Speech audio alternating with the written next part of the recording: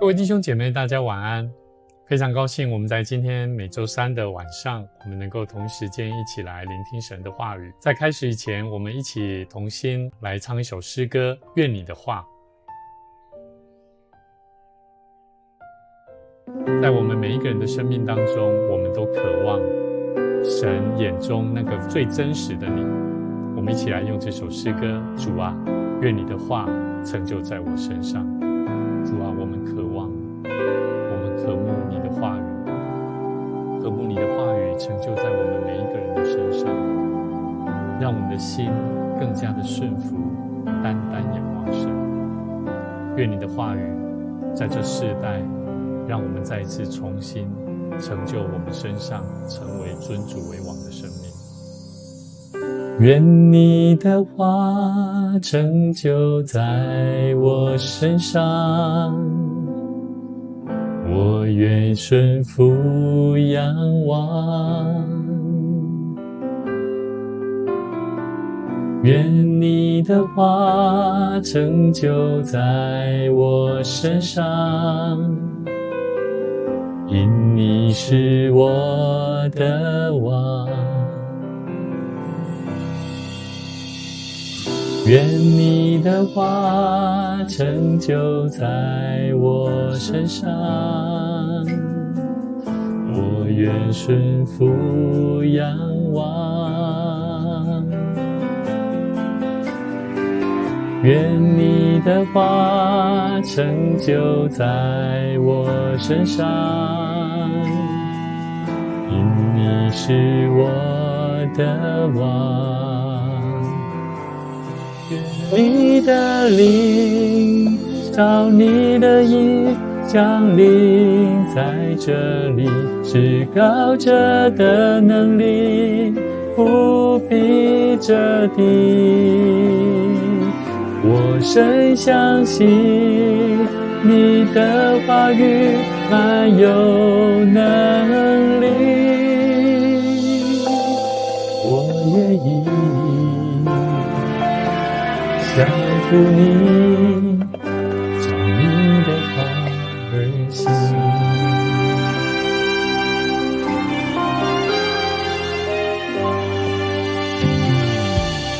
愿你的话成就在我身上，我愿顺服仰望。愿你的话成就在我身上，因你是我的王。愿你的灵照你去降临在这里，至高者的能力覆庇着地。我深相信你的话语常有能力，我相依降服你，照你的话而行。愿你的灵照你去降临在这里，至高者的能力覆庇着地。我深相信你的话语常有能力，我相依降服你，照你的话而行。是我因你话语成为蒙恩的儿女，因你的灵与我同行，你话语的能力如今充满在我心，是我心的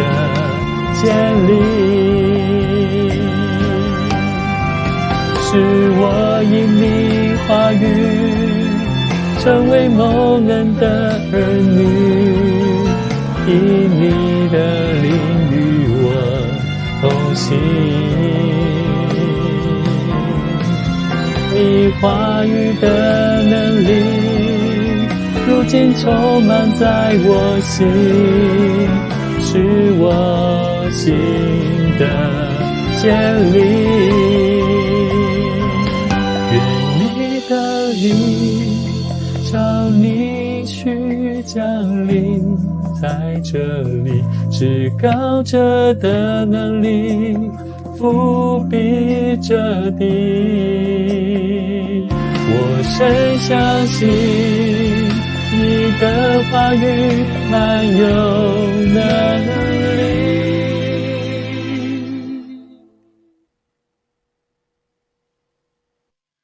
我愿意降服你，我愿意降服你，我愿意降服你，照你的话而行。照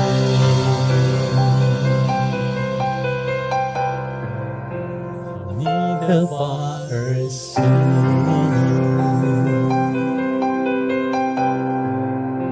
照你的话而行。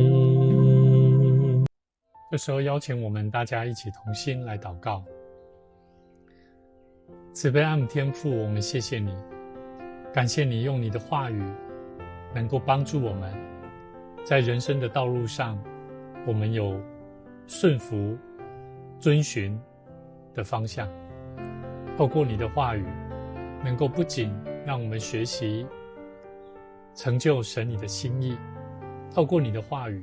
也能让我们更深的认识神你宝贵的应许。透过你的话语，恳求你帮助我们，让我们的生命能够带出实践你话语得着盼望的生命。我们愿意降服在你的面前，也能够透过你的话语成为一个蒙恩的百姓。再次将我们今天的聚集献上我们的感谢跟恳求，愿你的话语能够不断激励我们的心。祷告奉主耶稣基督圣名来求，阿们。各位弟兄姐妹，大家晚安。我们今天牧师要跟大家分享一个主题，在我们的圣经节约翰福音第9章24节到41节，按照我们的新眼光进度这是一个非常重要，每一天我们可以透过神的话语一起来认识神的话语，是非常的美好。今天的主题呢，记载在一段有关于许多人在质疑耶稣这个身份，他所行的能力。那到底他是如同我们的经文的这个主题到底谁才是瞎眼的那我觉得这个主题值得我们现在的教会，甚至包含我们身为一个基督徒，我们应该好好的去反省。很多时候在我们的生活当中，无论在侍奉里面，或者是在与人的互动上面，我们应当要如何活出一个真正能够眼清目明能够看清楚说当说的话，做一个真正上帝所喜悦的基督徒。在我们生活当中，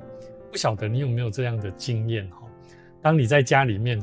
疯狂的在捶收洗很多时候为了要找钥匙找的好像找了满头大汗那甚至会怀疑说家里的人我曾经时常在找钥匙的时候，时常都会问一句话：牧师娘，我的钥匙呢？或者是身边的人，我是跟他问说我的钥匙呢？然后很急，然后甚至会说是不是你拿走了？是不是谁拿走了？那很多时候好像甚至还会认为说是不是谁偷拿了还是怎么样那其实到最后很有趣我们身边的人都会跟我们讲结果这个像我的太太啦，她每次我只要这样子跟她说话的时候，她总是会跟我讲说不是在你身上里不是在哪里吗？很多时候我们会发现其实钥匙不是就在我们身上吗？或者是我们戴的眼镜我记得有一些有一些人他们习惯把眼镜挂在这里那有些时候他就在问说，我的眼镜呢？那其实蛮常发生这些还蛮有趣的画面那各位弟兄姐妹，我们对别人的问题，有些时候我们会觉得我们看得很清楚，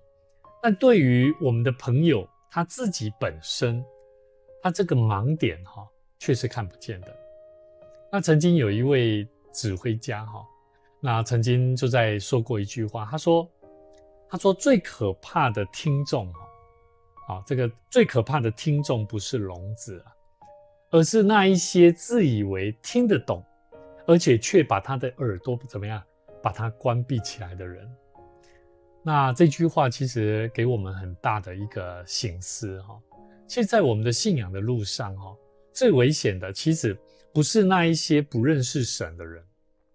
反而是我们这一些自以为自己很懂得上帝，结果却在上帝要行他做工的工作上面，第一个跳出来反对的人。那我们今天要来看的这一段圣经节，也就是记载在约翰福音第9章24到41节，就是类似的故事。我们一起来看这一段圣经节，非常的有趣这一个背景呢，是一个生长在一个瞎眼的人当中，他被耶稣医好了，这本来就是应该是很多人值得欢庆的事情，可是结果却引发出一场我觉得蛮有趣，像是在宗教界的一个冲突大战。那我觉得很值得我们好好来观看这段圣经节，也期待让我们的生命能够重新回到神的面前，去说当说的话，去看应当看的事情，甚至去看人也是应当如此。我们一起来看约翰福音第9章24节到41节。神的话语这样说，所以法利赛人第2次叫了那从前瞎眼的人来，对他说，你该将荣耀归给神，我们知道这个人是个罪人。他说，他是个罪人不是，我不知道。有一件事我知道，从前我是瞎眼的，如今能看见了。他们就问他说，他向你做什么？是怎么治好你的眼睛呢？他回答说，这个就是这个瞎眼已经被治好的人。他回答说，我方才告诉你们，你们不听，为什么又要听呢？莫非你们也要做他的门徒吗？这些法利赛人他们就骂这个瞎眼的人，都说骂他说，你是他的门徒，这个他是耶稣，你是他的门徒，你是耶稣的门徒，我们是摩西的门徒。神对摩西说话是我们知道的，只是这个人我们不知道他从哪里来。那人回答说，这是那个瞎眼的人，他已经好了。那个瞎眼的人他回答说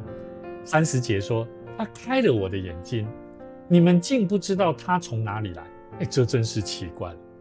我们知道神不听罪人，唯有敬畏神遵行他旨意的，神才听他。从创世以来，未曾听见有人把生来瞎眼的人眼睛开了。这人若不是从神来的，什么也不能做。34节，这些法利赛人他回答这位瞎眼的说，瞎眼的你真的是在罪中，你知道吗？你全然身在罪孽中，还要教训我们吗？于是就把这个已经医治好的瞎眼就把他赶出去了。35节，耶稣听说他们把他赶出去，后来遇见他，就说，你信神的儿子吗？耶稣就对他说，他回答说什么？他回答说，主啊，谁是神的儿子，叫我信呢？耶稣说，你已经看见他，现在和你说话的就是他。他说，主啊，我信。他就在耶稣面前就拜耶稣。耶稣说，我为审判到这世上来，叫不能看见的可以看见，能看见的反瞎了眼。同他在那里的法利赛人听见这个话，就说：难道我们也瞎了眼吗？耶稣对他们说：你们若瞎了眼，就没有罪了。但如今你们说我们能看见，所以你们的罪还在。哇，非常有趣的一个对话。而这一段话好像在辩论的这个攻防，这个主告跟被告方，这个戏的剧码。我们看见法利赛人他们的逻辑很有趣，他们很有学问。他们说我们有神学标准啊，耶稣不守安息日，所以他是个罪人。他们把自己，法利赛人，他们把自己好像锁在这个圣经真理的这个什么知识里面的牢笼一样。而这个瞎眼的人的逻辑是什么？他非常简单，他说道理我都懂，但我现在看见了，我的眼睛已经好了，我可以看见了，代表的是这一个瞎眼的，他经历了生命的完好，从一个破碎，从一个被人歧视，他没有办法看清楚的世界里面，他重新得到了眼睛的光明。各位弟兄姐妹，这个瞎眼的他已经被医治好了。我们就好像我们刚刚在唱的这首诗歌，你的话语蛮有能力。各位弟兄姐妹，当我们在看圣经的话，我们真的要安静心，除了我们去体会圣经的话语所带给我们的生命的平安，我们还要知道生命在平安当中是会恢复的，会恢复，甚至带有能力从疾病、从患难、从困境当中而重新得着能力的。所以为什么我们唱诗歌说你的话语蛮有能力？我们是在宣告，我们宣告期待上帝的能力，圣灵的大能，透过我们对他的相信，对他真理的认识，能够帮助我们的生命带来极大的能力，甚至这份能力能够翻转这个世界。所以各位弟兄姐妹，当我们看到今天的圣经节，耶稣他下了一个非常惊人的话语，他说承认自己看不见的人，反而是得着视力，得着这个看见；而坚持认为自己看得很准的人，反而是陷入了永远的黑暗。哇，这句话真的是大大的提醒我们现在的每一位基督徒。各位弟兄姐妹，这段话真的是在帮助我们，告诉我们，当我们在家庭、在工作、生活当中，你要去想，你是属于在真理里面的纠察队吗？如果你是在神的话语这个真理里面，你好像是纠察队一样，看到谁好像他讲的话好像不合真理，他讲的话如何如何。各位弟兄姐妹，我觉得这不是神要我们做的。我们常常在家里面、公司里面，在我们生活服侍的环境当中，我们很多时候很容易扮演像法利赛人一样，当我们的另外一半，当我们的孩子，当我们身边的弟兄姐妹、同工或者是牧者，我们第一时间我们看到他的困难，我们看到他犯错了，我们不是去关心他的问题、他的痛苦，我们不是去关心一个人他的需要，而反而是拿规矩，拿这个教会不应该是这样做，真理不应该是这样做，而拿来审判。各位弟兄姐妹，我们自以为看见了真相，可是我们却没有看见上帝在我们生命里面那个微小的动作。各位弟兄姐妹，这是非常重要的一份真理盼望。在教会里面，我们不要让这种属灵的骄傲成为让我们眼睛瞎眼的，好像帕子一样，这是手帕一样，把我们遮住了。所以很多时候我们在教会里面，我们在教会侍奉久了，待久了，我们很容易有一种优越感，我们对神的话语的认识，我们对很多东西的那种资深啊，我较资深，这我都知道，我看圣经几遍啊，或者是这个我都懂。但是很多时候我们觉得自己很懂圣经，有些时候甚至会用我们懂去质疑，可能是上帝的仆人，可能是我们做事情的同工。各位弟兄姐妹，法利赛人因为还不认识耶稣，讨厌耶稣，连同排挤了那个已经蒙上帝悦纳、被主医治瞎眼的人，他们连这样的人都会排挤。所以在教会里面，当我们在教会里面，当我们的想法、当我们的意见、当我们的成见、当我们的建议阻碍了神的仆人，或者是主基督或圣灵所要引领的工作，其实我们损害的不只是上帝的心意，我们更是失去了整个上帝要让教会能够成为一个健康健全的机会，不是吗？所以各位弟兄姐妹，我们刚才唱这首诗歌里面说，你的话语，你话语的能力如今充满我的心，充满在我心，使我的心得以坚定。但我们要如何确保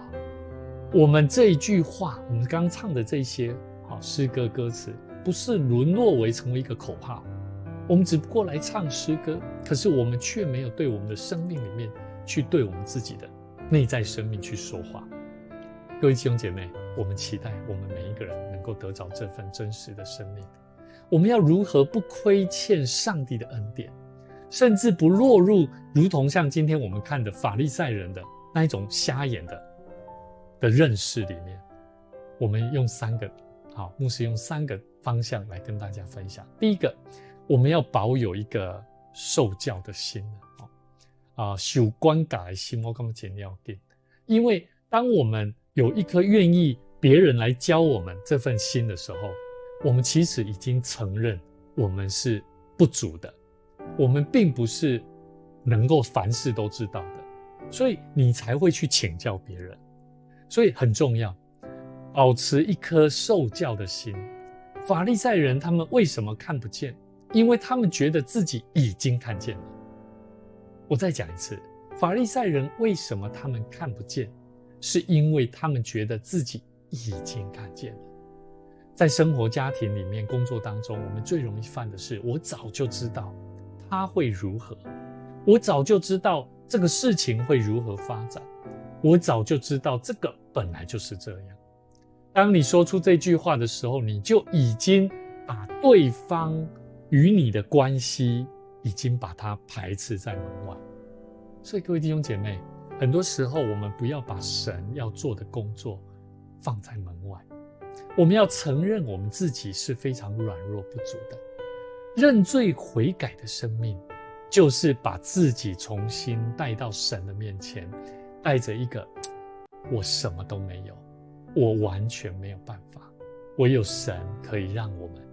得着力量。求神帮助我们。我相信这不是一种软弱，而是一种极大的谦卑的生命。我们要对主说，主啊，在我的专业，在我的经验之外，求你开我的眼，求你让我再一次能够看见你正在这件事情上面你所要成就的心事。我现在正在面对的问题，求你让我现在所在经历的事情，让我真正再去经历一件新的事情发生。主啊，这是我多么期望的事。我相信在这种受教的生命里面，我们的眼睛，我们的眼目，我们所看的才是神所喜悦让我们看的，这才是一个真正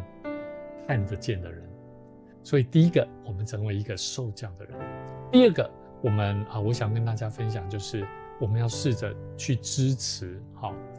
去学习去尊重愿意做工的人。我们人与人之间在教会侍奉里面，我们需要更多去支持，甚至鼓励那一些愿意做工的人。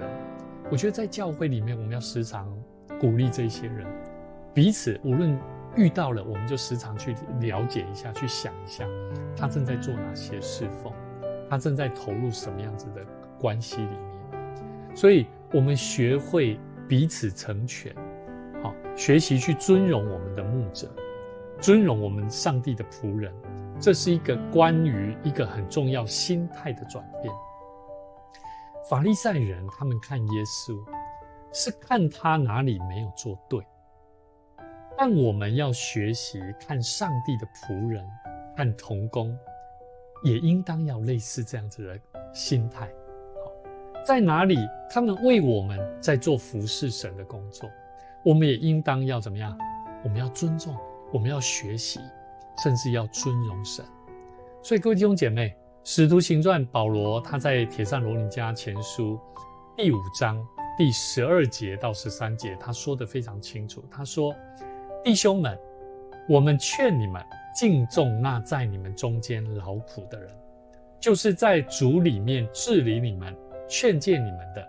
又因他们所做的工，用爱心格外的尊重他们。你们也要彼此和睦。弟兄姐妹，我相信这段圣经节不只是对我们来讲是一个很重要的提醒，也帮助我们在教会里面每一个弟兄姐妹，你们在你们的教会，你们会遇到你们的牧师，我们一定要学习，要对自己的牧长要有礼貌。不仅是对自己的牧长有礼貌，你也要对那一些带着神所赋予他权柄来做侍奉的每一位同工，我们要学习尊敬他们，我们要学习尊重他们，我们要学习尊重他们。如果我们在看这些侍奉的人，我们用批评、用怀疑的眼光去看待这些治理教会的仆人的时候，上帝的仆人的时候，如果我们用批评、怀疑的眼光去看待治理教会，甚至服侍神、服侍人的上帝的同工，这些仆人的时候，我们受伤最深的是我们自己的属灵的势力。我再讲一次，当我们用错误的眼光去看待这一些治理教会、上帝的仆人，或者是这些同工的时候，我们受伤的最深的是什么？是我们的属灵势力。当你愿意用爱心特别去尊重那一些劳苦侍奉神的上帝仆人的时候，你会发现你眼中的教会就会变得更漂亮。而这些上帝的仆人，他看到我们每一位弟兄姐妹的生命的时候，他会有更大的信心跟喜乐。各位弟兄姐妹，虽然我们侍奉神是看神，但是很多时候我们在教会的侍奉上面，我们如果彼此学习人与人之间有这样的关系的时候，我们会发现神让我们有用上帝的眼光去看待我们生活周遭的每一件事情，我们会发现我们身边周遭的环境是非常健康的。所以各位弟兄姐妹，一个健康的群体是必须要先从有尊荣的生命开始，也就是说他会懂得去成全，他懂得会去尊重，他也懂得在彼此和睦当中去结上帝要我们所结的果子。所以求主帮助我们，让我们学习用一个支持然后懂得尊敬尊重那懂得尊荣神的这种生命态度，那很重要。第一个，我们要懂得保持受教的心；第二个，我们学习支持，甚至我们懂得尊重我们的牧者，尊重我们的同工，相信我们这个教会一定会带来极大的帮助跟成长。第三个，牧师想要跟大家分享，我们最后一个我们需要活出的是生命见证。我们透过生命的见证来取代教条式的辩论。简单讲叫做经历，我们需要去经历上帝话语的能力。一个经历上帝话语能力的人，他的生命是会不断带出分享的见证。我们要活出一个见证上帝在我们生命当中带来改变的大能。我要讲一次，生命的见证是一个见证上帝在我们生命当中带来改变的大能。也就是说，当我们去领受神的真理，我们时常去读圣经的话，神的话语，我们要知道圣经的话语在告诉我们什么，我们当如何带出生命的改变。如果神的话语在我们生命里面没有改变，我觉得有人说改变需要看圣灵怎么带领改变，没有错。但是实际上，当我们领受神的话语，我们要求圣灵来感动我们的心，帮助我们，让我们能够不断的去看见神的话语在对我们说话，要我们怎么改变，要我们怎么去做调整，而不是成为一场好像大家好像是在辩论，谁说的对或错，这不是对的。